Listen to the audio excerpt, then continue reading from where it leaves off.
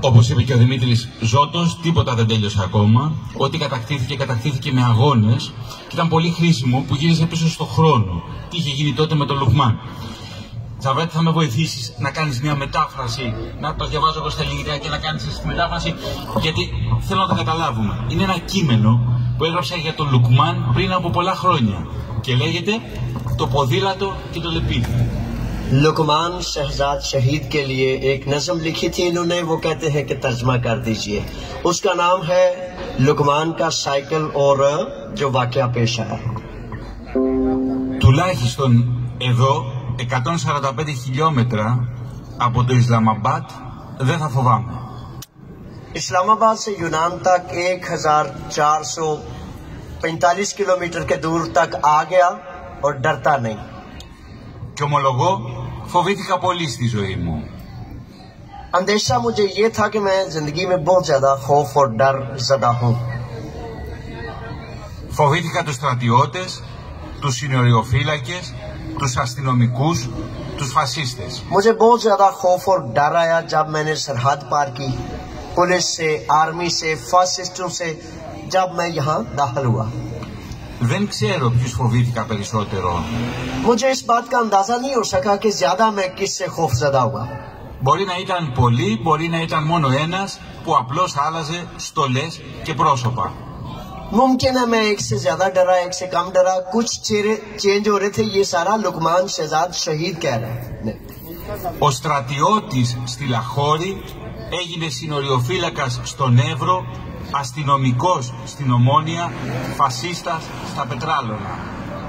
एक लाहौर में रहने वाला आर्मी ऑफिसर उससे लेकर एथन से लेकर मुख्तलिफ इलाकों में जो वर्दी में पहना हुआ था, जिसने फासिज्म रेसिज्म किया, उससे मैं खौफजदा था रहा। Γύρισα στην πατρίδα με δανεικά ναύλα, ρούχα και παπούτσια. बिल आखिर मजबूर और बेबस उन्हीं कपड़ों उन्हीं जूतों के साथ मैं वापस अपने वतन वापस लौटा। Τι είναι η πατρίδα? वतन क्या है? Ένας φίλος μου με έλεγε αφελή και βλάκα. मेरा एक दोस्त कहता था वतन एक बहुत बड़ी हमाकत और फजूल नाम है। Αντί να σκύβω το κεφάλι και να παίρνω 20 ευρώ μεροκάματο, εγώ σκεφτόμουν αν ο άνθρωπος μπορεί να έχει και 2 και 3 και όσες θέλει πατρίδες. मैंने सर को नीचे करके 20 यूरो मजदूरी लेने से बेहतर और बरतर ये समझा कि इंसान का एक वतन नहीं, 2 नहीं, 3 नहीं, 5 भी हो सकते हैं। Ο άνθρωπος σκέφτεται. Τα κτίνη όχι. Τα κτίνη δολοφονούν. इंसान जो है उसने ये जिबा खाने को कीनी कहते हैं कि ये इंसान जो है ना, इसको पाली दो कहती Τα κτίνη δολοφονούν. तख्तीनी दोलोफोनून यानी कि कातिल ही कसाई वो कत्ल कर सकता है। ये आखिरी फिक्रा का है। Το ποδήλατό μου που मेरा είναι साइकिल τώρα? कहाँ होना चाहिए अब? Θυμάμαι την πρώτη φορά που πήγαινα με το ποδήλατό μου στη λεωφόρο Πέτρου Ράλι. शहजाद लुकमान शहीद कह रहा है कि मुझे पहला याद है कि मैं अपने साइकिल पर पेट्रो रैली पर जा रहा था। Από τον Κηφισό, από τη λεωφόρο Κηφισού έστριψα αριστερά και βγήκα στη μεγάλη λεωφόρο. Από लिफोरो कफिसू ये पेरिस्तेरी से आता है ना, इसलिए वो कह रहे हैं लिफोरो कफिसू से राइट टर्न हुआ, लेफ्ट टर्न हुआ। Ήμουνα νηστικός 2 μέρες. 2 दिन से मैंने खाना नहीं खाया था। Στους φίλους μου είπα ότι είχα φάει. Δεν ήθελα να ξέρουν ότι όλα τα μεροκάματα της περασμένης εβδομάδας τα έχω βάλει στην άκρη, τα έχω φυλάξει. दोस्तों को बड़े राज से मैंने ये नहीं बताया कि 2 दिन से भूखा हूँ, क्योंकि वो जो पैसे मैंने मजदूरी से कमाए मैंने साइड पे कर दिए। Τις προάλλες το αφεντικό μου είπε να πάω νωρίτερα. Έπρεπε να ξεφορτώσω ένα μεγάλο φορτηγό με πορτοκάλια και να φορτώσω τα καφάσια σε άλλα μικρότερα φορτηγά. मालिक मेरे ने जब मुझे ये कहा कि ये जो माल्टे का ट्रक है इसको उतार के इधर करना है, इधर से उतार के तो दूसरी छोटी जगह पर करना है, इसलिए जल्दी आ जाओ। Μη με ρωτήσεις πόσα ήταν τα καφάσια. Δεν ξέρω να μετράω. Κι ούτε θα μάθω να μετράω ποτέ. मुझसे ना पूछना वो कितनी वजन था, कितना बोझ था, कितना कुछ था, मुझसे ना पूछना क्योंकि वो बहुत कुछ था. Είπα να ξεκουραστώ λίγο, πήρα ένα πορτοκάλι στα χέρια μου και το κόψα. मैंने कहा कि मैं थक गया हूँ, थोड़ा सा आराम कर लूं, तो मैंने एक माल्टा खोला. Το πορτοκάλι έσταζε αίμα. जब मैंने माल्टा खोला तो उस माल्टे से खून निकल रहा था. Το αφεντικό φώναζε ότι πρέπει να τελειώνω τη δουλειά μου, τα πορτοκάλια λιγόστευαν, το ίδιο και οι μέρες μου. मालिक एक ही बात की रट लगाता था, जल्दी करो जल्दी करो जल्दी करो, काम खत्म नहीं होता था, माल्टे खत्म नहीं होते थे. Στη γειτονιά που λέγεται Περιστέρι και βρίσκεται στην καινούργια πατρίδα μου, εκεί είναι το σπίτι μου. पेरिस्तेरी जहां मैं आबाद हुआ, ये वो जगह है जहां मेरा घर था. Έχουμε και στο Πακιστάν περιστέρια και περιστερώνες. पाकिस्तान में भी कबूतर भी है और पेरिस्टेरोनिस भी है. Κάποτε ένα φίδι προσπάθησε να πιάσει ένα περιστέρι και να το σκοτώσει.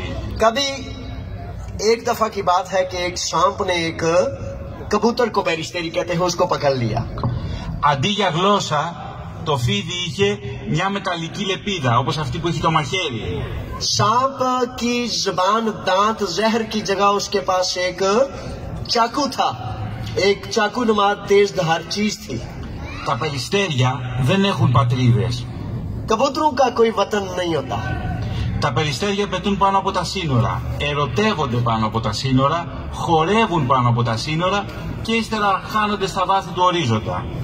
जो कबूतर है वो शायर अपनी जुबान में कहता है कि कबूतरों का कोई वतन नहीं होता, वो सरहदों पर उड़ते हैं, आजाद उड़ते हैं, नाचते हैं, गाते हैं और जहां दिल करता रहते हैं. Η μάνα μου νόμιζε πως κρυώνω, ήρθε και με σκέπασε. मेरी माँ ने ये समझा कि मैं सर्दी मुझे लग रही है, ठिठर रहा हूँ, तो उसने मुझे ओढ़नी उड़ा दी. कंबल. Στην καινούρια πατρίδα δεν είχα ποιον να με φροντίσει. Τώρα έχω τη μάνα μου. नए वतन में कोई नहीं था जो मुझे माँ की तरह संभालता, लेकिन अब है. Μου ψιθύρισε στο αυτί πως πάνω στη σέλα από το ποδήλατό μου κάθεται πια ένα περιστέρι. मुझे मेरे साइकिल से ऐसे नीचे लिया गया जैसे कबूतर को नीचे आते हुए कोई मुश्किल नहीं, दुश्वारी नहीं होती. Ύστερα με σκέπασε για τελευταία φορά και πάνω από το σεντόνι μου άφησε το Κοράνι. इस तरह जब मैं साइकिल से नीचे आया तो उसके बाद मुझ पर एक चादर डाली गई और उस चादर के ऊपर कुरान जो है उसमें मुझे छुपाया गया. Και είπε η μάνα μου, εδώ θα σου διαβάσω ένα απόσπασμα από το Κοράνι. Αγάπησα πράγματι την αγάπη του αγαθού, με σκοπό την ανάμνηση να δοξάζω τον Κύριό μου μέχρι ότου ο ήλιος κρύφτηκε με το πέπλο της νύχτας. Είναι ένα απόσπασμα από το Κοράνι μέρος 23 παράγραφος 32. कुरान की आयात का हवाला है, इसमें कोई गलती ना हो जाए खुदा न खास्ता, क्योंकि शायर की शायरी का भी तर्जमा करना बड़ा मुश्किल काम होता है, तो इसलिए मैं छोड़ दूंगा ये, क्योंकि कुरान की आयात में कोई गलती की गुंजाइश नहीं Το होती. λόγο τώρα στον Τζαβέντ Ασλάμ, που είναι πρόεδρος, όπως ξέρετε πολύ καλά, της πακιστανικής κοινότητας στην Ελλάδα. Τζαβέντ, ευχαριστούμε που ήσασταν σήμερα. Εγώ σας ευχαριστώ πολύ. Σε πάρα πολλά λίγα λόγια, πρώτο απ' όλα ήθελα να σας ευχαριστήσω σε όλους. Όπως το ξέρω, αυτή την πλατεία ήταν γεμάτο με φόβο, με ρόπαλα και κάθε μέρα υπήρχαν καταγγελίες από μαγαζάτορες, από φοβισμένους. Ήρθε Χρυσή Αυγή και λέει κλείστε τα μαγαζιά, αλλιώς δεν θα σπάσουμε μόνο το μαγαζί και κεφάλι σου δεν θα έχεις. Κάθε μέρα είχαμε αυτά. Δόξα τω Θεώ, έχετε κουράγιο εσείς, έχουμε κουράγιο εμείς.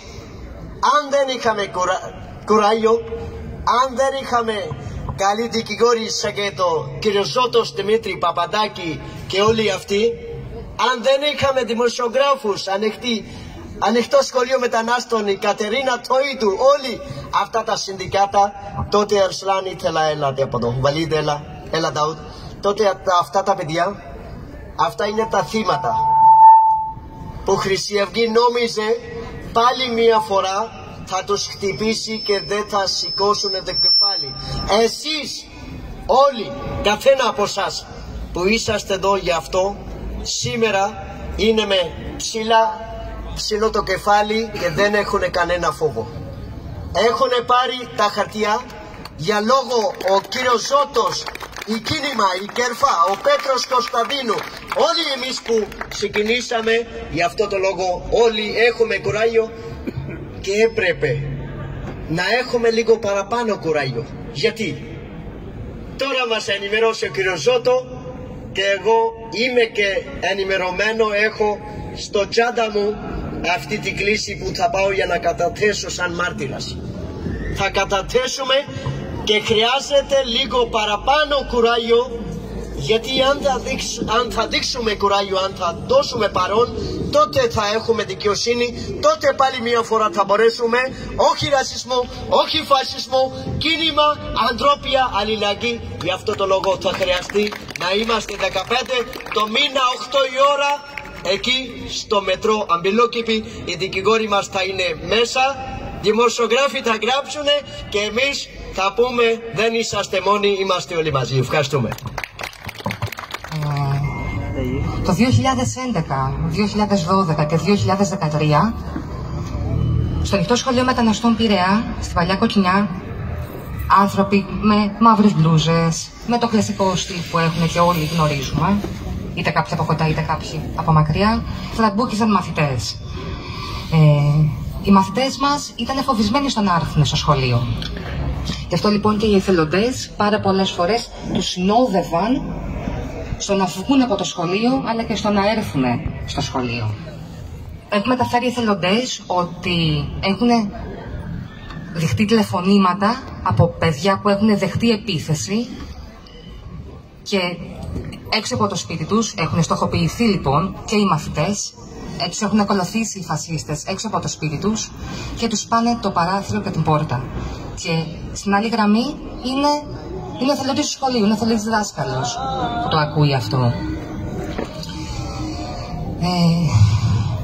Το 2014, τις παραμονές του μπλόκου της Κοκκινιάς και γνωρίζοντας ότι το Ανοιχτό Σχολείο Μεταναστών Πειραιά είναι κλειστό, μπήκαν στο σχολείο ομάδα της Χρυσής Αυγής, ταυτοποιήθηκαν κιόλας, βανδάλισαν το χώρο, άφησαν και την υπογραφή τους από πίσω και προσπάθησαν να μπουν στη γραμματεία του σχολείου, έτσι ώστε να υποκλέψουν τα προσωπικά δεδομένα τόσο των μαθητριών και μαθητών όσο και των εθελοντών του σχολείου. Ευτυχώς δεν τα κατάφεραν. Και ερχόμαστε στη δολοφονία του Λουκμάν Σακζάτ και τη δολοφονία του Παύλου Φίσα. Και τότε έχουμε και την καταδίκη της Χρυσής Αυγής.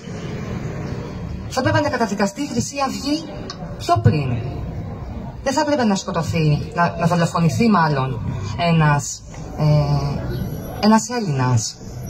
Έχει κάνει εγκληματικές πράξεις η Χρυσή Αυγή και πριν από αυτό. Παρ' όλα αυτά χρειάστηκε να χυθεί το αίμα κάποιου Έλληνα για να ξυπνήσει η κοινή γνώμη. Παρ' όλα αυτά όμως η κοινή γνώμη ξύπνησε και η Χρυσή Αυγή είναι στην φυλακή και δεν πρέπει να αφήσουμε περιθώριο σε καμία φασιστική και ρατσιστική πράξη και σε καμία μορφή βίας.